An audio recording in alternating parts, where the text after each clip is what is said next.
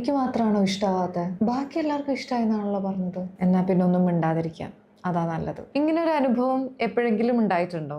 അതായത് എല്ലാവർക്കും ഇഷ്ടപ്പെട്ട കാര്യത്തെക്കുറിച്ച് നമുക്ക് വ്യത്യസ്തമായിട്ടുള്ളൊരു അഭിപ്രായം ഉണ്ടാവുക. അത് സിനിമയോ മറ്റെന്ത് കാര്യമാണെങ്കിലും ഭൂരിപക്ഷ അഭിപ്രായത്തിൽ നിന്ന് വ്യത്യസ്തമായിട്ടുള്ളൊരു അഭിപ്രായമാണ് ഉള്ളതെങ്കിൽ നമ്മൾ അതിനെക്കുറിച്ചൊന്നും മിണ്ടാതിരിക്കും. കമ്മ്യൂണിക്കേഷൻ സ്കോളറായിട്ടുള്ള എലിസബത്ത് നോയൽ ന്യൂമാൻ ഇതിനെക്കുറിച്ച് പറഞ്ഞിട്ടുള്ളത് സ്പൈറൽ ഓഫ് സൈലൻസ് തിയറിയിലൂടെയാണ്. അതായത് പോപ്പുലർ ഒപ്പീനിയൻ അല്ല നമ്മുടെ അഭിപ്രായമെങ്കിൽ നമ്മൾ സൈലന്റ് ആവും. ഈ സൈലന്റ് ആവുന്നത് ഈ അഭിപ്രായത്തോട് യോജിച്ചിട്ടല്ല, പക്ഷെ ഒറ്റപ്പെടുമോ എന്നുള്ളൊരു ഭയം കൊണ്ടാണ്. ഇത് കൂടുതലായിട്ടും വരുന്നത് ക്ലാസ് റൂമുകൾക്കകത്താണ്.